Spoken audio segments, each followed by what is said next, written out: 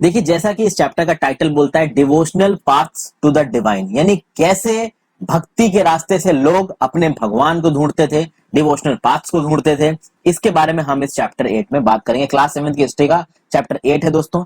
Supreme God का idea, कैसे लोग गा के या अपने फॉर्म्स ऑफ एक्सप्रेशन को इस्तेमाल करके अपने भगवान के पास पहुंचना चाहते थे भक्ति के माध्यम से। ये भक्ति के माध्यम को केवल हिंदू धर्म में नहीं बाकी धर्मों में भी प्रयोग किया गया। तो इन सब चीजों के बारे में हम लोग इस वीडियो में देखेंगे दोस्तों। आगे बढ़ने से पहले अगर आपने वीडियो को लाइक नहीं किया तो लाइक का बटन जरूर दबा दें फ्रेंड्स, और इस वीडियो को आप शेयर कर सकते हैं और चैनल को सब्सक्राइब जरूर कर लीजिए अगर अब तक नहीं किया है। देखिए कई बार आपने बहुत अलग अलग तरीके के रिचुअल्स देखे होंगे जो लोग अपनाते हैं पूजा करते वक्त, जैसे कि वो भजन गाते हैं। भजन गाना तो देखिए भजन कीर्तन गाना बहुत कॉमन फॉर्म है हिंदू धर्म में भगवान को याद करने का। कव्वालीज गाते हैं भाई मुस्लिम धर्मों में भगवान को याद करने के लिए। कभी कभी लोग अकेले में बैठ के भगवान का नाम जपते रहते हैं। एक माला होती है हिंदू धर्म में जिसमें 108 बीज पड़े होते हैं, उस 108 बीज में बार बार 108 बार गायत्री मंत्र पढ़ना पड़ता है। और कभी कभी तो भैया इतना ज्यादा मंत्र मुग्ध हो जाते हैं लोग भगवान की याद में कि उनके आंसू तक निकल आते हैं। तो भाई ये जो इंटेंस डिवोशन है गॉड के लिए, जो इंटेंस है लव है गॉड के लिए, ये भाई कुछ मूवमेंट्स की तरफ से आया है। ये मूवमेंट आपको भक्ति मूवमेंट्स में दिखेंगे इंडिया में, सूफी मूवमेंट्स में दिखेंगे। इनफैक्ट देखिए यहाँ पे एक हल्का फुल्का आइडिया मिलेगा अगर आप भक्ति मूवमेंट्स के डिवीजन पे जाओगे तो भैया बहुत से डिवीजन से। एक राम भक्ति काव्यधारा आई थी, एक कृष्ण भक्ति काव्यधारा थी। राम भक्ति काव्यधारा में तुलसीदास प्रमुख कवि थे, कृष्ण भक्ति काव्यधारा में सूरदास प्रमुख कवि थे। तो भाई वैसे तो भक्ति मूवमेंट को अगर आप पढ़ने पे जाओगे तो बहुत ही जबरदस्त उसमें उसकी गहराइयां बहुत हैं। हजारी प्रसाद द्विवेदी भाई और आपका रामचंद्र शुक्ल जी ने बहुत कुछ लिखा है इन मूवमेंट्स के बारे में, पर वो लिटरेचर का पार्ट उसको यहाँ नहीं देखेंगे। उसी तरीके से सूफी मूवमेंट के भी बहुत सारे टाइप्स हैं, तो उनको ना देखते हुए हल्का फुल्का आइडिया लेने की शुरू करेंगे। 8वीं सेंचुरी से लगभग इसकी शुरुआत हुई थी। तो आइडिया को सुप्रीम गॉड देखते हैं। देखिए लार्ज किंगडम्स जब आने शुरू हुए, लार्ज किंगडम्स कुछ जगहों पे थे कुछ जगहों पे नहीं थे भाई, कुछ जगहों पे कभी थे उसके बाद वहां पे छोटे किंगडम्स हो गए।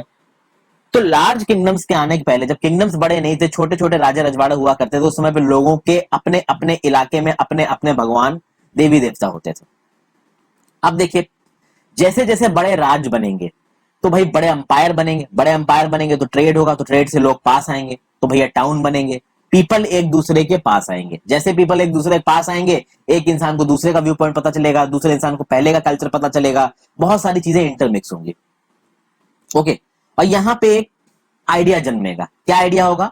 That all living things pass through countless cycles of birth and rebirth performing good deeds and bad that came to be widely accepted. यानी ये कहा जाएगा, इस समय पे एक आइडिया निकलेगा भाई कि जितने भी लिविंग बींग्स हैं वो बहुत सारे उनके बर्थ और रीबर्थ होते हैं, ठीक है, और ये बर्थ और रीबर्थ में वो क्या बनेंगे इस बात पे डिपेंड करेगा कि उन्होंने अपने पिछले जन्म में क्या किया। देखिए ये वाला जो आइडिया है ना दोस्तों, ये तो हमारे दादा दादी भी हमको सुनाते थे कि भैया जाने कितनी 3 लाख यानी 20 लाख योनियां होती हैं और हर जन्म में आप कुछ और बनोगे, किसी में बिल्ली बन सकते हो, किसी में मच्छर बन सकते हो, अगर आपने बहुत अच्छे कर्म किए तो आप इंसान बनोगे।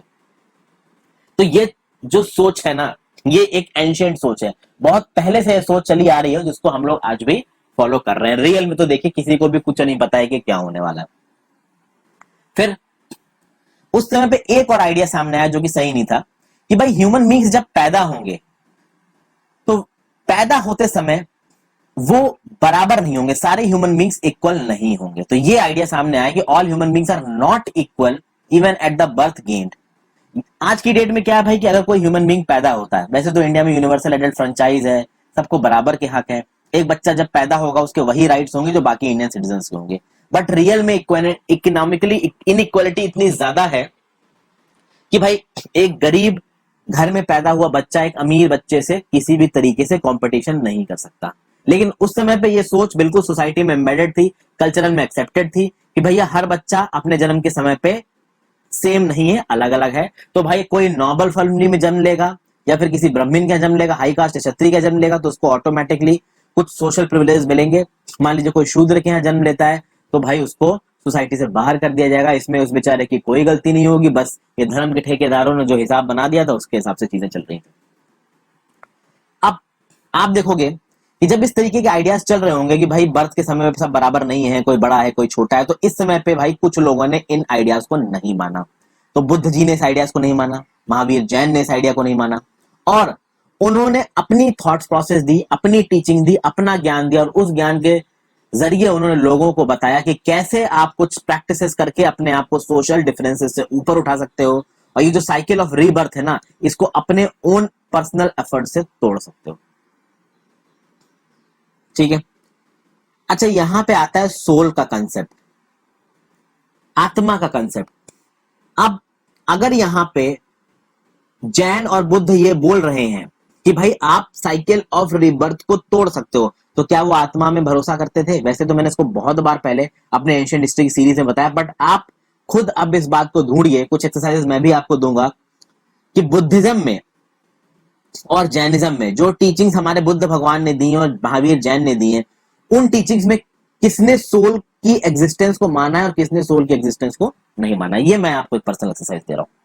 फिर भाई एक यहां पे बहुत इंपॉर्टेंट चीज उभर के सामने आएगी कि भाई कोई एक पर्सन अपने सुप्रीम गॉड को पा सकता है अगर वो उसकी भक्ति करे। भक्ति मतलब डिवोशन, अटमोस्ट डिवोशन, अपने आप को भूल के वो पूरी तरीके से किसी भगवान की तरफ अपने आप को डिवोट कर दे, उसको कहा जाएगा भक्ति। इस आइडिया को कहां प्रोपोगेट किया गया? भगवत गीता में पहली बार प्रोपोगेट किया गया। धीरे धीरे जैसे जैसे समय बीतेगा ये आइडिया, भक्ति का आइडिया, डिवोशन का आइडिया फेमस होता जाएगा। जो शुरू में भगवान सबसे ज्यादा फेमस होंगे वो होंगे भाई शिव, विष्णु और दुर्गा। ये सुप्रीम डिटीज बन गए। ठीक है। बहुत जगहों पे इनकी पूजा होने लगी रिचुअल्स के साथ। जो ब्राह्मण और क्षत्रिय पूजा कराते थे उसमें बहुत सारी रिचुअल्स हुआ करती थी। और अलग अलग जगहों पे जो भगवान थे, जैसा कि मैंने बताया ना कि भाई जब बड़े अंपायर बने तो बड़े अंपायर में शिव, विष्णु और दुर्गा को इंपॉर्टेंस दी गई, लेकिन जब छोटे अंपायर थे तो उनके अपने खुद के भगवान थे।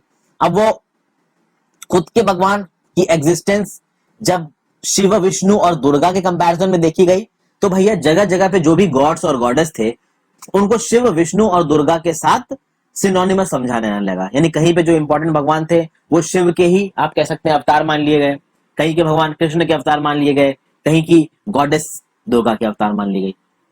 तो धीरे धीरे अलग अलग जगह के गॉड्स गॉडेसेस को आइडेंटिफाई कर लिया गया शिव, विष्णु और दुर्गा के साथ। और इसके चलते हुआ ये कि जगह जगह पे देखिए अलग अलग जगह पे बहुत मिथ्स फेमस थे, बहुत लेजेंड्स फेमस थे। मिथ्स और लेजेंड्स का मतलब कि वहां पे कहानियां चलती थी, फेबल्स चलती थी। उस टाइम पे भाई कोई एंटरटेनमेंट का साधन तो था नहीं। कोई भाई गांव का बूढ़ा आदमी होगा, वो जगह जगह बैठ के बच्चों को कहानी सुनाता होगा कि भैया यहाँ पे इस जमीन पे 200 साल पहले एक बड़ा राजा रहा करता था, उसने ये किया, उसने वो किया, वो इतना वीर था, उसने ये बचाया। फिर वो राजा इतना बड़ा हो गया होगा कि वहां का भगवान बन गया होगा। फिर उस भगवान को या तो शिव या कृष्ण या दुर्गा के साथ जो भी उनका जेंडर होगा उसके हिसाब से आइडेंटिफाई कर लिया जाएगा। इस तरीके से चीजें अलग अलग जगहों पे चल रही थी और ये चीजें धीरे धीरे पुराण में भी लिखी जाने लगी। ठीक है। फिर methods of worship recommended in the Puranas were introduced in the local cults. तो पुराण में जिस तरीके से पूजा करने के तरीके थे उन पूजा करने के तरीकों को लोकल लेवल पे अपना लिया गया। आखिर में पुराण में यह भी लिखा गया दोस्तों कि एक इंसान भक्ति के थ्रू अपने भगवान की कृपा पा सकता है इररिस्पेक्टिव ऑफ द फैक्ट कि वो किस कास्ट को बिलोंग करता है। यानी वो किसी भी कास्ट को बिलोंग करे उसके बावजूद वो भगवान की भक्ति का फल पा सकता है अगर वो पूरी तरीके से डिवोटेड है अपने भगवान की तरफ। इस समय पे भक्ति का कंसेप्ट बहुत तेजी से उभर के आएगा, इतनी तेजी से उभर के आएगा कि बुद्धिस्ट और जैन भी इसको फॉलो करेंगे। देखिए कुछ इस तरीके से हुआ फ्रेंड्स कि भाई हिंदू रिलीजन में बहुत सारी प्रॉब्लम्स थी, उन प्रॉब्लम से हटने के लिए बुद्ध धर्म बना, जैन धर्म बना, उसने काफी हद तक उस प्रॉब्लम्स को हटाया। बाद में हिंदू धर्म में समझ में आया कि भाई सब लोग हमारे इसको छोड़ रहे हैं तो कुछ तो अच्छा करना चाहिए, तो भक्ति के कंसेप्ट को प्रोपोगेट किया गया। अब ये भक्ति का कंसेप्ट भाई भगवत गीता में ओरिजिन में था, धीरे धीरे करके ये अलग अलग फॉर्म में अलग अलग जगह पे फेमस होता गया। एक समय पे इतना फेमस हो गया दोस्तों कि बुद्ध और जैन के फॉलोवर्स भी थोड़ा थोड़ा भक्ति को मानने लगे। ओके, फिर आगे देखते हैं दोस्तों। नई तरीके की भक्ति शुरू हुई इंडिया में और साउथ इंडिया में खासकर दो इंपॉर्टेंट ग्रुप सामने निकल के आएंगे। ये ग्रुप्स का नाम है नायनार्स और अलवर्स। क्या खास बात है नायनार्स और अलवर्स की? देखिए 7th और 9th सेंचुरी के रिलीजियस मूवमेंट्स हैं। दो क्लासेस थी, एक नायनार्स थी। नायनार्स वो साधु थे जो शिव को मानते थे, अलवर्स वो साधु थे जो विष्णु को मानते थे। और खास बात इन नायनार्स और अलवर्स की ये थी कि इनमें हर कास्ट के लोग थे। यहां पे कास्ट के बेसिस पे कोई डिस्क्रिमिनेशन नहीं था, अनटचेबल्स भी थे, अनटचेबल्स में पुलायार आते थे, पनार्स आते थे, साथ साथ इसमें हाई कास्ट के लोग भी थे, रूलिंग कास्ट के भी लोग थे जो सब कुछ छोड़ छाड़ के इनके साथ मिल गए थे। फिर इन लोगों ने बुद्धिस्ट और जैन्स के द्वारा दिए गए सिद्धांतों को क्रिटिसाइज किया, बुद्धिस्ट और जैन्स को क्रिटिसाइज किया, और इन्होंने बोला कि भाई शिव की भक्ति करिए। तो नयानार्स ने बोला शिव की भक्ति करिए, अलवर ने बोला विष्णु की भक्ति करिए, और शिव की विष्णु की भक्ति अगर आप करोगे तो इसका आपको, आप कह सकते हैं कि आशीर्वाद मिलेगा और सब कुछ अच्छा होगा। फिर इन्होंने कौन से आइडियल्स को माना, तो लव के आइडियल को माना, हीरोइज्म को आइडियल को माना, थोड़ा बहुत ही संगम लिटरेचर से भी आप कह सकते हैं इन्फ्लुएंस थे। संगम लिटरेचर तमिल लिटरेचर है, आप कह सकते हो ट्रेडमार्क तमिल लिटरेचर है, तमिल लिटरेचर का सबसे बड़ा एक कह सकते हो कि आप वो ग्रंथ है, early centuries of the common era में लिखा गया था। तमिल लिटरेचर था जो संगम लिटरेचर, इसके सिद्धांतों को निकाला, लव के सिद्धांत को निकाला, हीरोइज्म के सिद्धांत को निकाला और इससे भक्ति बनाई। ठीक है, तो ये नायनार अलवर्स करते क्या थे, ये एक जगह पे नहीं रुकते थे, ये जगह टू जगह घूमते रहते थे, जगह जगह पे जाके ये पोएम्स लिखते थे और पोएम लिख लिख के लोगों को सुनाते थे। तो मान लीजिए किसी विलेज में गए, उस विलेज में उनका कोई लोकल गॉड है, उस लोकल गॉड को एज एन अवतार दिखाया शिव ने। अगर नयानार गए हैं तो नयानार ने उस जगह के लोकल गॉड की पूरी तरीके से रिस्पेक्ट करते हुए उसको शिव का एक अवतार दिखाया और उसके ऑनर में इन्होंने पोएम्स लिखी। तो देखिए कितना सही तरीके से ये नयानार और अलवर सोसाइटी को एसिमिलेट कर रहे थे। यहाँ पे ब्रेकिंग टेंडेंसी नहीं थी, जहां पे जा रहे हैं वहां के भगवान की पूरी तरीके से वो कर सकते, तारीफ भी कर रहे हैं, उनकी पूरी तरीके से ऑनर कर रहे हैं और उनको शिव के साथ आइडेंटिफाई कर रहे हैं और उनके प्रेज में ऑब्वियसली बात है ये पोएम्स लिख रहे हैं, तो लोगों को पसंद आएगा नयानार्स और अलवर्स के साथ मिलना। बहुत सारे लोग नयानार्स और अलवर्स में जुड़े भी। फिर आगे देखते हैं कि भैया नयानार्स और अलवर्स के बारे में इंफॉर्मेशन देखी जाए तो 63 नयानार्स के बारे में इंफॉर्मेशन है। बहुत अलग अलग कास्ट थे, पॉटर्स भी थे, अनटचेबल भी थे, वर्कर, पीजेंट, हंटर, सोल्जर, ब्राह्मण, चीफ्स सब आते थे इसमें। इनमें जो इंपॉर्टेंट नयानार्स थे वो थे अप्पार, संबंदार, सुंदरार, मणिकव सागर। अगर आप नोट्स को मेंटेन कर रहे हैं तो इन नयानार्स के नाम लिख लीजिए। पूरे चांसेस हैं कि कभी यूपीएससी में इनमें से कोई नाम लिख के आपसे पूछ दिया जाएगा कि ये कौन सी क्लास को बिलोंग करते हैं, आपको पता होना चाहिए। दो सेट्स ऑफ कंपाइलेशन नयानार्स के हैं, तेवरम और तिरुकवक्कम, सब इंपॉर्टेंट है ये एंशिएंट हिस्ट्री में। फिर 12 अलवर्स थे। अलवर्स में कौन कौन है, एक्चुअली एंशिएंट नहीं मिडिवल कहना चाहिए। अलवर्स में कौन कौन थे, तो भाई अलवर्स भी अलग अलग बैकग्राउंड के थे और इसमें सबसे ज्यादा फेमस था पेरी अलवार, और पेरी अलवार की एक डॉटर थी अंदल। फिर इसमें कुछ और नाम फेमस है जैसे तोंदारी दिपोड़ी अलवर और नमलवार। तो ये याद रखिएगा ये अलवर्स हैं। इसके जो सॉन्ग्स हैं वो लिखे हुए हैं दिव्य प्रबंधम में। तो भाई नयानार्स और अलवर्स के बारे में आपको पता चल गया। ये जो नाम मैंने बताए हैं इनको याद रखिएगा। यहाँ पे मणिकव सागर की एक ब्रॉन्ज इमेज है, मणिकव सागर जैसा कि आप देख सकते हैं नयानार है। मणिकव सागर इज वेरी इंपॉर्टेंट। आगे देखते हैं दोस्तों, ये जो मैंने आपको अभी नयानार्स और अलवर्स के नाम बताए हैं, सारे नाम बहुत जरूरी हैं, पूछे जा सकते हैं, बार बार ये बात बोल रहा हूं। फिर देखिए दोस्तों, 10वीं और 12वीं सेंचुरी के बीच में चोला किंग्स ने, पंड्या किंग्स ने अपने अपने राज के इलाकों में बड़े बड़े टेम्पल्स की स्थापना की। इन बड़े बड़े टेम्पल्स में अलग अलग जगहों से सेंट पोएट्स आया करते थे।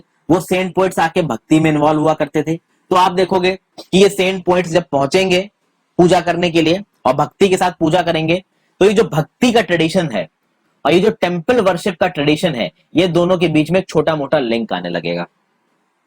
ओके, ये छोटा मोटा इसमें लिंक आने लगेगा। देखिए अब इसको मैं बहुत सारी चीजें बताऊंगा। तो जब बड़े बड़े टेम्पल्स सुनने लगे तो भाई उन टेम्पल्स में दूर दूर से पिलग्रिम्स आने लगे। ये पिलग्रिम्स में बहुत सारे ऐसे लोग थे जो भक्ति के ट्रेडिशन को मानते थे, इसलिए टेम्पल वर्शिप और भक्ति वर्शिप में यहाँ पे लिंक स्थापित होने लगेंगे। फिर हैगियोग्राफीज लेके जाने लगी। हैगियोग्राफी क्या होता है दोस्तों, hagiography is writing of saints life. एक साधु की लाइफ के बारे में लिखा हुआ कोई टेक्स्ट है तो उसको आप हैगियोग्राफी बोलोगे। तो भैया हैगियोग्राफीज लिखी गई, रिलीजियस बायोग्राफीज लिखी गई अलवर्स की, नयानार्स की, उनको कंपोज किया गया।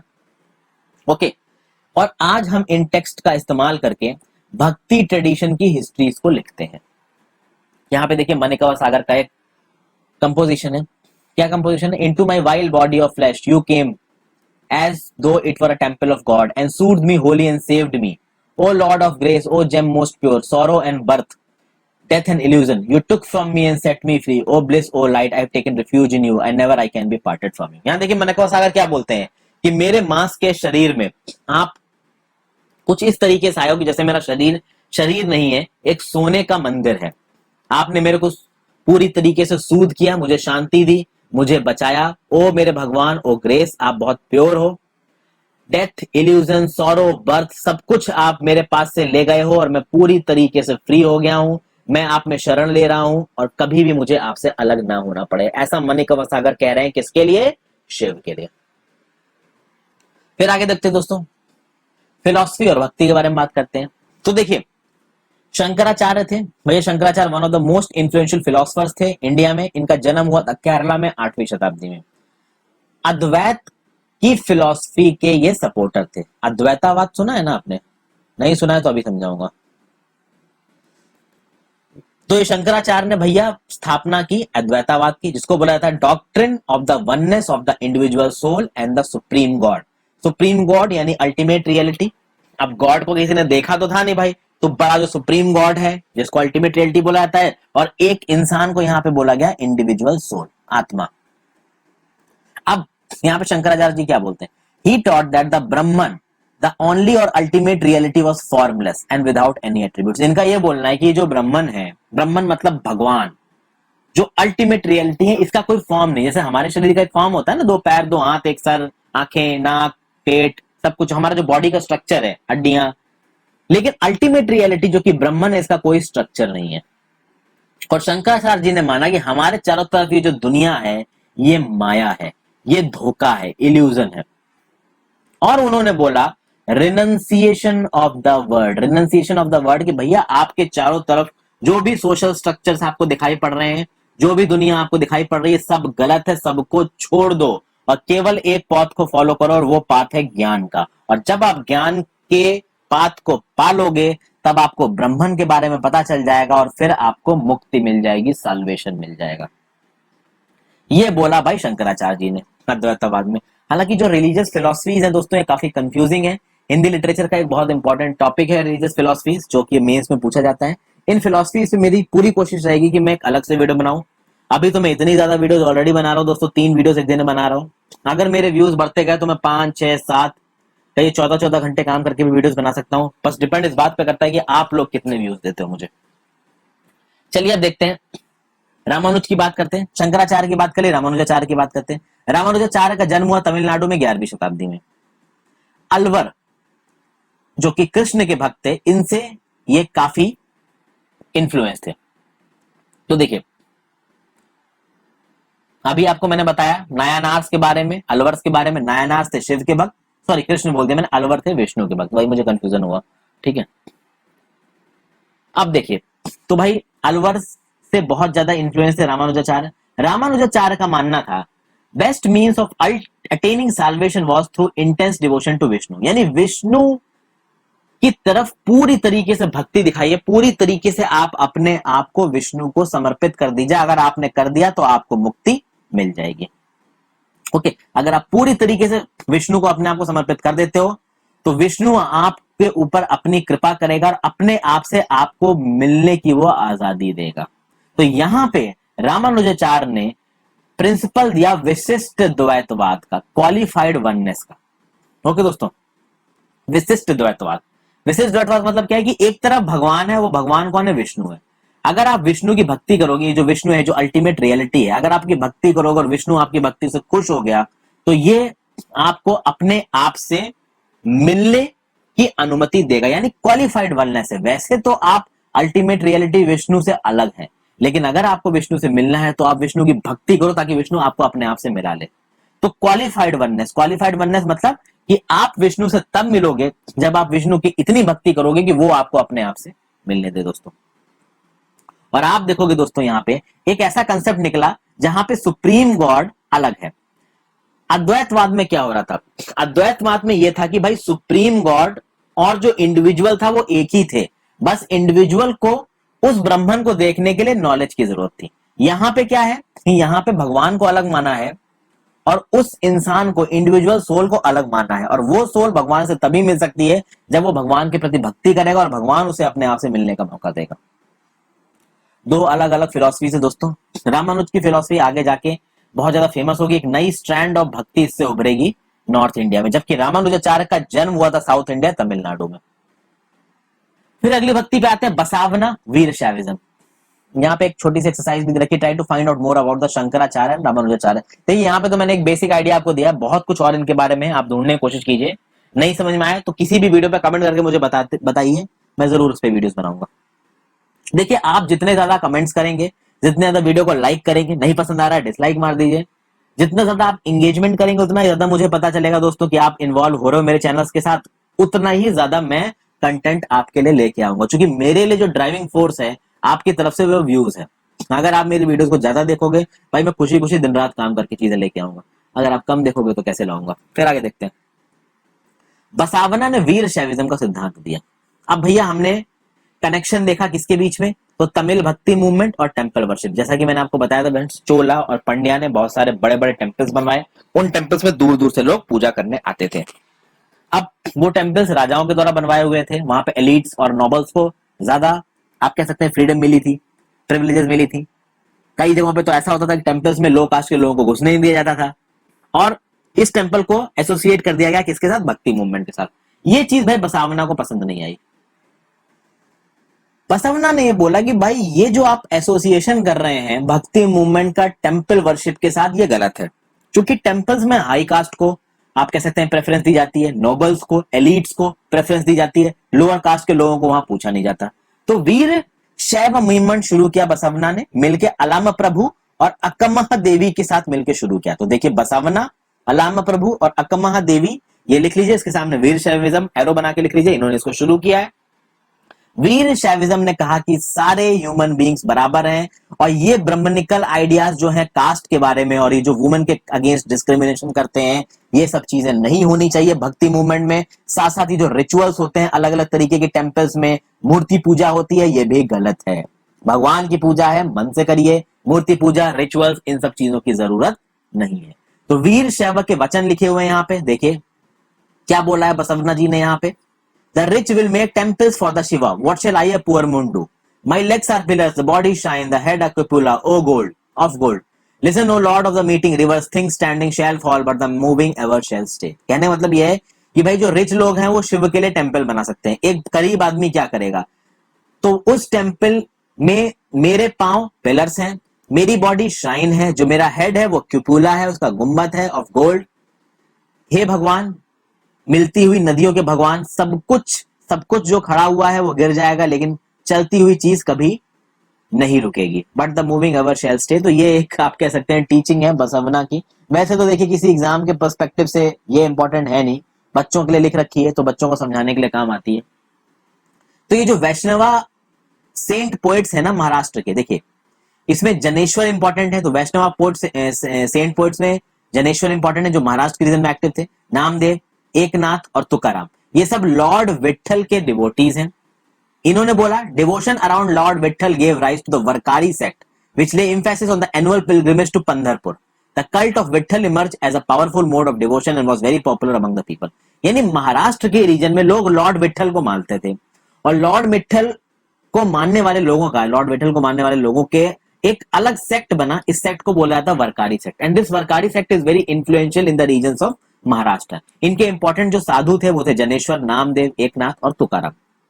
ओके दोस्तों, और इन्होंने क्या बोला, the cult of Vithal emerged as a powerful mode of devotion and was very popular among the people. यानी कि ये विठल भगवान की जो पूजा है वो एक कल्ट बन के बाहर निकली, एक ऐसी सोशल प्रैक्टिस जिसको लोग बहुत ज्यादा मानने लगे और फॉलो करने लगे।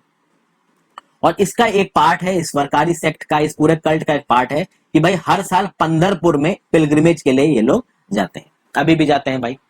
तो बात करते हैं द सेंट्स ऑफ महाराष्ट्र की, इनके बारे में इधर थोड़ा सा इंट्रोडक्शन दे रखा था। तो भाई 13वीं शताब्दी से लेकर 17वीं शताब्दी तक महाराष्ट्र में बहुत सारे सेंट पोएट सामने आएंगे जो सिंपल मराठी में सॉन्ग्स लिखेंगे लोगों को इंस्पायर करने के लिए और भक्ति मूवमेंट की तरफ खींचने के लिए। इसमें बहुत इंपॉर्टेंट जो सेंट्स थे वो थे ध्यानेश्वर, जिनको ज्ञानेश्वर भी कहा जाता है, नामदेव, एकनाथ, तुकाराम, कुछ वुमेन भी थी इसमें जैसे सकुबाई और चोखा मेला की फैमिली। अब देखिए ये इसमें से कुछ लोग जैसे कि सकुबाई, चोख मेला की फैमिली, ये लोग अनटचेबल्स थे, महार कास्ट के थे। ये महार वही कास्ट है जिसके BR अंबेडकर जी भी थे दोस्तों। ओके, फिर this regional tradition of bhakti focus on Vithal, a form of Vishnu, temple in Pandharpur. जैसा कि मैंने अभी आपको बताया कि भाई लॉर्ड विठल की पूजा कर होती थी। तो लॉर्ड विठल विष्णु जी के अवतार माने गए। इनका एक टेम्पल है पंदरपुर, जहां पे हर साल लोग जाके इनकी पूजा करते हैं। ओके, माना गया कि ये एक भगवान है जो कि लोगों के दिलों में निवास करते हैं। ये जो सेंट पोएट्स आगे निकल के आएंगे दोस्तों, आप देखोगे कि किसी भी तरीके के रिचुअल को, ठीक है ना, मंत्र करना, ठीक है, बहुत सारे एलिब्रेट रिचुअल्स करना, यज्ञ के सामने आप कह सकते हो कि पढ़ते हैं, वचनों को पढ़ना, दोहों को पढ़ना, ये सब जो रिचुअल्स करे जाते थे टेम्पल्स में, इन सब को करने से मना कर दिया इन सेंट पोएट्स ने। इन सेंट पोएट्स ने बोला कि भैया ये जो डिस्प्ले है पाइटी का डिस्प्ले क्या होता है दोस्तों? मतलब कि हम बहुत रिलीजियस हैं, खूब सारे रिचुअल्स करके और चीजें करके लोगों को दिखाना कि हम बहुत रिलीजियस हैं। फिर सोशल डिफरेंसेस को मानना, बर्थ के बेसिस पे सोशल डिफरेंसेस को मानना, जो कि उस समय की सोसाइटी में काफी हद तक प्रेवलेंट था, इसको इन सेंट पोएट्स ने कर दिया रिजेक्ट। और इन्होंने in fact they even rejected the idea of renunciation. आपको बताया था ना मैंने, अद्वैतवाद में रेनंसिएशन का आइडिया दिया था, मतलब कि दुनिया में जो कुछ भी हो रहा है वो मिथ्या है, उसको छोड़ दो। नहीं, ये महाराष्ट्र के सेंट पोएट्स ने बोला था कि भाई दुनिया में जो कुछ भी हो रहा है वो मिथ्या नहीं है, वो हमारे जीवन का हिस्सा है। इसलिए इन्होंने भक्ति भी करी और साथ साथ अपनी फैमिलीज के साथ एक नॉर्मल लाइफ भी जी इन्होंने। तो देवर हम्बलिंग सर्विंग, मतलब कहने का मतलब है कि वो अपनी भक्ति भी कर रहे थे, भक्ति के साथ साथ जो सोशल डिफरेंसेस थे उनको नहीं मान रहे थे, कास्ट डिफरेंसेस को नहीं मान रहे थे, जबरदस्ती का दिखावे को वो लोग नहीं मानते थे, सोशल डिफरेंसेस को नहीं मानते थे। और साथ साथ अद्वैतवाद में जो कहा गया था कि भाई दुनिया में सब कुछ छोड़ दो, जितना भी कुछ भी आपके चारों तरफ हो रहा है सब कुछ छोड़ दो, फैमिली कुछ नहीं, सिर्फ भगवान को याद। ऐसा भी इन्होंने नहीं बोला, इन्होंने बोला भाई हम अपनी फैमिली के साथ रहेंगे, हमारे साथ में जो लोग रह रहे हैं हम उनकी मदद करेंगे। इन चीजों को मान के अपनी भक्ति दिखाई महाराष्ट्र के सेंट पोएट्स ने, जो कि आप कह सकते हो कि one of the best forms of भक्ति थी उस समय पे। ठीक है, तो अब यहां देखोगे a new humanist idea emerged as they insisted that bhakti lay in sharing others pen. यानी कि यहां पे भक्ति को एक नया फॉर्म दिया गया, एक नई सूरत दी गई, और उसमें बोला गया कि भक्ति का मतलब है दूसरों की मदद करना। ओके, यहां पे देखिए एक फेमस गुजराती सेंट है नारसी मेहता, इनका क्या कहना है? They are Vaishnavas who understand the pain of others. यानी ये वो वैष्णव हैं जो, कहने मतलब ये है कि जो लोग दूसरे के दर्द को, दुख को, परेशानी को समझते हैं, वो वैष्णव है। फिर आगे देखते हैं, questioning the social order. Saint Tukaram जो थे आपके महाराष्ट्र के रीजन में एक्टिव थे, विठल सेक्ट को मानने वाले थे। ये एक अभंग है, इन्होंने एक डिवोशनल हिम लिखी, अभंग को मराठी डिवोशनल हिम भी कहते हैं, आप पढ़ सकते हैं इसको। He who identifies with the battered and the beaten mark him as a saint for the God is with him, he was every forsaken man close to his heart. बहुत आसान है दोस्तों इसको समझना, कुछ भी खास इसमें मुश्किल लिखा नहीं है। फिर यहाँ पे चोक मेला के सन के द्वारा लिखा हुआ एक अभंग है। यहाँ पे देखिए कुछ ऐसी चीज लिखी हुई जो मैं आपको पढ़ के बताऊंगा। You made us low caste, why don't you face that fact, great lord? Our whole life left our food to eat. You should be ashamed of this. You have eaten in our home. Can you deny it? Chokhasan, Karamela asked, why did you give me this life? यहाँ पे चोखमेला का बेटा कह रहा है भगवान को कि आपने हमको एक लो कास्ट में जन्मा, इस लो कास्ट में हम जन्मे हैं आपकी वजह से, क्योंकि हमारे जन्म के ऊपर हमारा कंट्रोल तो था नहीं। अगर आप हमारे भगवान हो तो आपकी वजह से हम जन्मे हैं। हमको दूसरों का छूटा हुआ खाना खाना पड़ता है, आपको इस बात का शर्म होनी चाहिए। आप अगर चारों तरफ है तो इसका मतलब आप हमारे घर के अंदर भी है, तो आपने हमारे घर के अंदर की चीजों को भी खाया है, तो आपने हमको ऐसी जिंदगी क्यों दी? इस अभंग में, इस डिवोशनल हिम में भगवान से सवाल कर रहा है चोखमेला का बेटा। तो यहाँ पे भगवान के प्रति थोड़ी नाराजगी भी दिखाई है इन्होंने दोस्तों। तो ये चीजें हैं। फिर आगे हम लोग बात करेंगे फ्रेंड्स,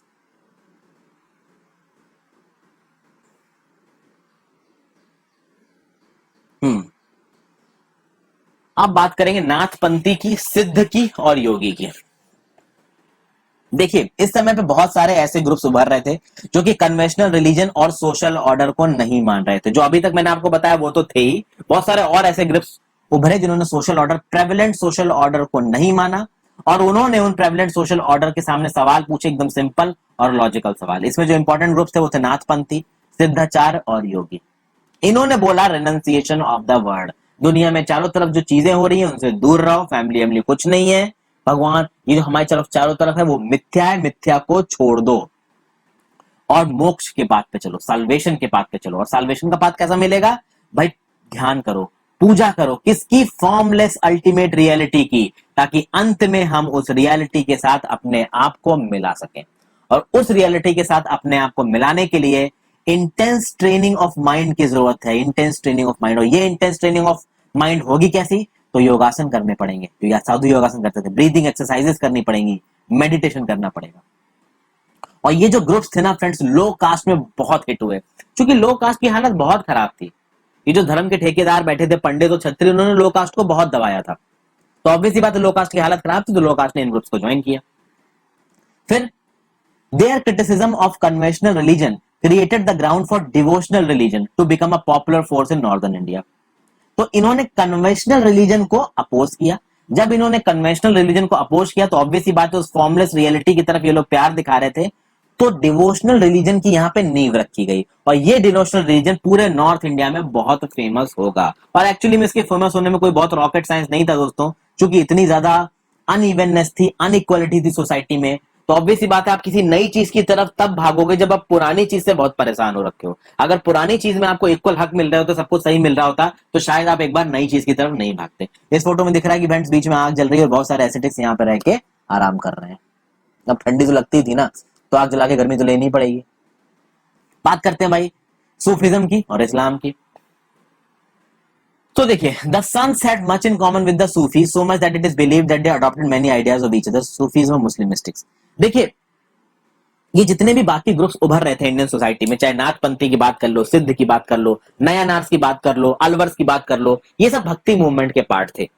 और जो सूफी मूवमेंट इंडिया में आया ना दोस्तों, ये भी भक्ति मूवमेंट का पार्ट ही है। ये भी भक्ति मूवमेंट का पार्ट है। यहाँ पे जो भक्ति कर रहा है वो मुस्लिम मिस्टिक्स है, वो मुस्लिम धर्म के प्रचारक है। तो भक्ति मूवमेंट में एक बात ध्यान रखिएगा, भक्ति मूवमेंट को आप केवल हिंदू से रिलेट मत करिएगा। Muslim Sufi saints are also included in bhakti movement because they are a part of our cultural heritage. ये मुस्लिम सूफी मूवमेंट्स भी इंडिया के ही थे, भले ही बाहर से आए थे, बट इंडिया के कल्चर में इन्होंने अपने आप को एसिमिलेट किया था, इसलिए इंडिया के भक्ति ट्रेडिशन में ये भी आते हैं। इसके चलते आप कह सकते हैं कि हिंदी लिटरेचर में एक बहुत बड़ी बहस हुई है, दो हिंदी लिटरेचर के बहुत बड़े दिग्गज। खैर वो एक अलग चीज है, एक थे आपके राम प्रसाद, एक रामचंद्र शुक्ल थे, एक आपके हजारी प्रसाद द्विवेदी थे, बट वो एक अलग चीज है, तो उसको यहाँ पे नहीं देखते हैं। आगे चलते हैं। तो भाई इस्लाम धर्म इंडिया में आया। इस्लाम धर्म मांगता था स्ट्रिक्ट मोनोथीज्म को, एक भगवान को मानता था। मूर्ति पूजा को इस्लाम धर्म नहीं मानता था, ठीक है, अलग अलग भगवान को वो नहीं मानता था।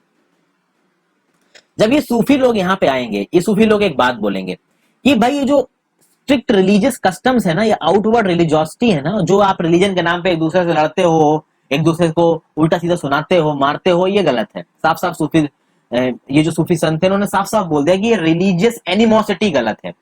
भाई हमारा रिलीजियस मुस्लिम है, हमारा रिलीजन लव को मानता है, हमारा रिलीजन डिवोशन ऑफ गॉड को मानता है, कंपैशन को मानता है, और ये कंपैशन होगा सारे फेलो ह्यूमन बींग्स की तरफ। इन सूफी संतों के सिलसिला चलेंगे दोस्तों, और ये सूफी संत सच में कैरिज्मेटिक थे, कैरिज्मा था इनके अंदर, क्योंकि ये लोगों को प्यार सिखाते थे।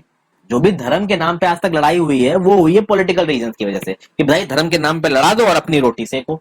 बट ये जो धर्म गुरु आएंगे यहाँ पे, ये सच में प्यार को प्रमोट करने की बात करेंगे। रिलीजन में हर फेलो ह्यूमन बीइंग की तरफ इनको आस्था थी। तो ऐसा नहीं था कि भाई किसी सूफी सेंट के दरबार में किसी दूसरे धर्म के आदमी के लिए जगह नहीं होगी, हमेशा जगह थी।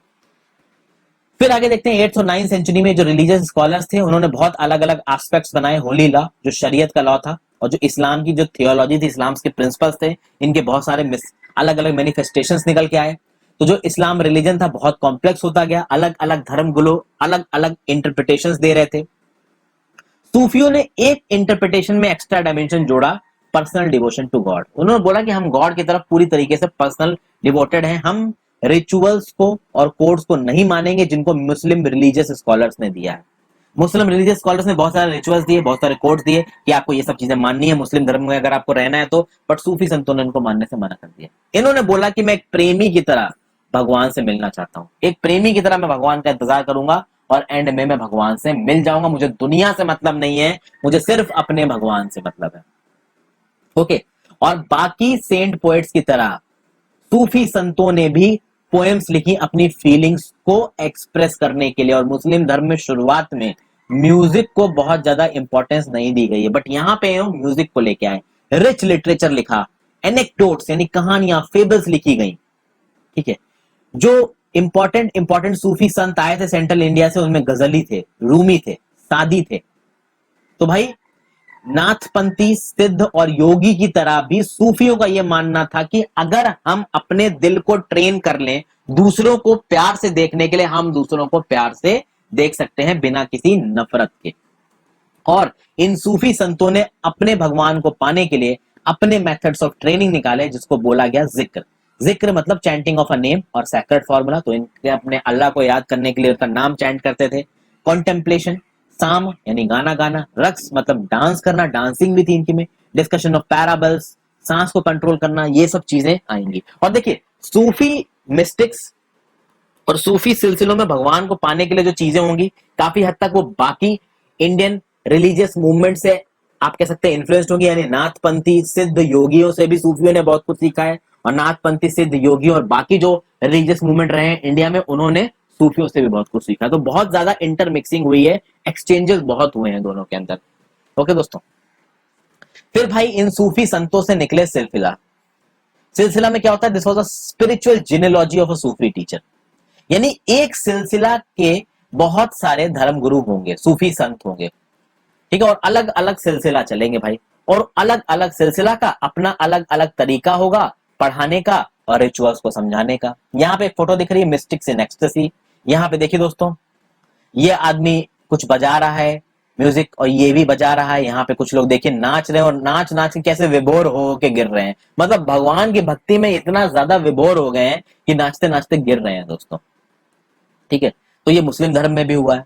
फिर आगे देखते हैं, कश्मीर में सूफिज्म धर्म का ऋषि ऑर्डर फ्लोरिश किया था 15वीं और 16वीं शताब्दी में। इस ऑर्डर को स्टैब्लिश किया था शेख नूरुद्दीन वाली ने, जिनको नंद ऋषि भी बोला गया है, और कश्मीर के लोगों की जिंदगियों पे इनका बहुत असर पड़ा है। आज की डेट में कश्मीर में आपको बहुत सी ऐसी दरगाहें मिल जाएंगी जो कि इन ऋषि सेंट्स को डेडिकेटेड है। ओके, तो ऋषि ऑर्डर ऑफ सूफिज्म फ्लोरिस्ड इन कश्मीर, ये शेख नूरुद्दीन वाली को याद रखिएगा दोस्तों। देखिए एनसीईआरटी में जो भी नाम निकल के आते हैं चीजों के, वो यूपीएससी के लिए बहुत इंपॉर्टेंट हो जाते हैं, बाकी एग्जामों के लिए बहुत इंपॉर्टेंट हो जाते हैं। तब इसीलिए मैं कहता हूं कि हम लोग एनसीईआरटी को इग्नोर करते हैं, जबकि एनसीईआरटी को इग्नोर करना सुसाइडल हो सकता है अगर आप प्रिपरेशन कर रहे हैं तो। यहाँ फिगर 5 में आपको एक मैन्युस्क्रिप्ट दिख रहा है कुरान का, डेक्कन 15th सेंचुरी का। ये हॉस्पाइस क्या है? तो हॉस्पाइस एक वो जगह है जहां पे ट्रेवलर्स रेस्ट करते हैं, ठीक है। एक रिलीजियस ऑर्डर द्वारा इस हॉस्पाइस को बनाया जाता है। फिर देखेंगे फ्रेंड्स, बहुत सारे सूफी संत सेंट्रल एशिया से इंडिया में आएंगे, हिंदुस्तान में आएंगे 11th सेंचुरी के बाद, और वो यहाँ पे आके स्टैब्लिश होने लगेंगे। और 11th सेंचुरी के बाद जब वो इंडिया में एंट्री मारेंगे, उनकी एंट्री कुछ फैक्टर्स की वजह से और इजी हो जाएगी। जैसे दिल्ली सल्तनत का राज आएगा इंडिया में, तो दिल्ली सल्तनत के समय पे देखेंगे बहुत सारे मेजर सूफी सेंटर्स पूरे सब कॉन्टिनेंट में आएंगे। एक सिलसिला जो कि इंडिया में बहुत फेमस हुआ वो है चिश्ती सिलसिला, बहुत इन्फ्लुएंशियल है दोस्तों। चिश्ती सिलसिला में बहुत बड़े बड़े इंपॉर्टेंट नाम है, जैसे ख्वाजा मोइनुद्दीन चिश्ती, अजमेर शरीफ की दरगाह में, ये इनकी दरगाह है, वहां पे जाइए बड़ा सुकून मिलता है, मैं गया हूँ। फिर कुतुबुद्दीन बख्तियार काकी दिल्ली के, ये भी चिश्ती सिलसिला में है। बाबा फरीद ऑफ पंजाब, ये भी चिश्ती सिलसिला में है। ख्वाजा निजामुद्दीन औलिया की तो इतनी बड़ी दरगाह है भाई, रॉक स्टार मूवी में इस दरगाह को दिखाया गया है दिल्ली में। अगर आप आश्रम से इंद्रप्रस्थ वाले मेट्रो स्टेशन की तरफ जाओगे तो बीच में दरगाह आती है। बंद नवाज गिसु दराज ऑफ गुलबर्गा, ये भी भाई आपके चिश्ती सिलसिला के हैं। ऐसे और भी सिलसिलास थे इंडिया में, ये Chishti silsila was one of the most important सिलसिलास इन इंडिया। तो ये सूफी मास्टर क्या करते थे अपनी असेंबलीज में, ये असेंबली कराते थे कहाँ पे? खानकाह में, हॉस्पाइसेस में। हॉस्पाइसेस एक रिलीजियस ऑर्डर की जगह होती थी। देखिए ये एक खानकाह है, इस खानकाह में एक मुस्लिम जो आप कैसे पर्सन है ये बाहर आ रहे हैं, और ये हिंदू लेडीज को कुछ खाने के लिए दे रहे हैं। तो ये जो सूफी संतों द्वारा जो ये खानकाह बनाए गए थे, यहाँ पे हर धर्म के लोगों को मदद दी जाती है। ऐसा नहीं कि केवल मुस्लिम्स के लिए है। आप अगर निजामुद्दीन औलिया में भी जाएंगे तो निजामुद्दीन औलिया में अगर आप किसी भी धर्म के हैं, आपको रहने के लिए जगह, खाना सब मिलेगा। फिर devotees of all descriptions including members of the royalty and nobility and ordinary people flock to these खानकाहs। तो भैया रॉयलिटी के, नोबिलिटी के, हर तरीके के लोग इन खानकाह में आते थे। यहाँ के सूफी जो गुरु होते थे उनके साथ स्पिरिचुअल मैटर्स को डिस्कस करते थे, इनका आशीर्वाद लेते थे, म्यूजिक सेशंस और डांस सेशंस को अटेंड करके अपने भगवान को याद करते थे। तो भैया जो आज की डेट में म्यूजिक डांसिंग को बिल्कुल ही कहते हैं ना कि एक न्यूडिटी का कैरेक्टर दे दिया गया है, ऐसा सूफी उसमें नहीं था। भगवान में भी, भक्ति में भी भाई गाना नाचने का बहुत सिग्निफिकेंस रहा है, जो कि अब तक आपको समझ में आ ही रहा होगा मेरी टीचिंग से। फिर कहा जाता था कि इन सूफी संतों के पास भाई गजब की मिराकुलस हीलिंग पावर्स हुआ करती थी। अगर किसी को कोई बीमारी है, इलनेस है, ट्रबल्स है, तो ये उसकी बीमारी दूर कर देते थे। फिर एक सूखी सेंट इतने ज्यादा फेमस हो गए, जो इनका टॉम्ब होता था, जो दरगाह होता था, जैसे कि अजमेर शरीफ की दरगाह है, वहां पे भाई हर साल हजारों लाखों लोग जाते हैं पिलग्रिमेज के लिए। ठीक है, वहां पे जाते हैं, वहां सुकून मिलता है, प्रसाद मिलता है, ठीक है, और भगवान की आप कह सकते हैं कि आशीर्वाद मिलता है। यहाँ पे अब ये देखिए new religious developments in north India है, ये तो भाई मैं आपको अगले वीडियो में बताऊंगा, क्योंकि वीडियो बहुत ज्यादा लंबी हो रही है। अब आगे की जो एनसीईआरटीज हैं बड़ी लंबी हैं, तो हो सकता है एक एनसीईआरटी 2 पार्ट में बनाऊं। तो यहाँ पे फाइंडिंग द लॉर्ड, इसको डिस्कस कर लेते हैं लास्ट। तो एक पर्सन है जलालुद्दीन रूमी। ये Jalaluddin Rumi, he was a great 13th century Sufi poet, Iran से, उन्होंने पर्शियन में लिखा है। देखिए उन्होंने क्या लिखा है, he was not on the cross of the Christians. देखिए ये भगवान के लिए है, तो क्रिश्चियंस का जो क्रॉस है उसमें भी उनको भगवान नहीं मिला, हिंदुओं के मंदिरों में भगवान नहीं मिला, कुछ कहीं नहीं था वो। भैया वो आसमान में गया, भगवान नहीं मिला, मक्का गया, भगवान नहीं मिला। फिर एक एविसेना द फिलोसफर है, उस समय के बहुत बड़े फिलोसफर थे, इनके पास जाके पूछा कि भगवान कहाँ है, कुछ नहीं पता फिलोसफर वो कहाँ है। फिर जलालुद्दीन रूमी ने अपने दिल की तरफ देखा और वहां पे उनको भगवान मिल गया। समझ गए दोस्तों इनका क्या कंसेप्ट था। कंसेप्ट इनका ये था कि भाई आप रिलीजियस जो आपने थॉट्स अपने दिमाग में बना लिए हैं, इतने स्ट्रिक्ट थॉट्स कि भैया मंदिरों में जाके पूजा करेंगे, उस मूर्ति में भगवान है, बिल्कुल गलत है। भगवान आपके दिल में, अपने दिल को साफ रखिए, भगवान वहीं रहता है। तो ये था फ्रेंड्स, यहाँ पे मैं वीडियो को खत्म कर रहा हूँ। अगली वीडियो में इसके नेक्स्ट पार्ट को टेकअप करेंगे। Thank you for watching this video friends, I hope ये वीडियो आपको पसंद आई हो। Have a great day, good bye.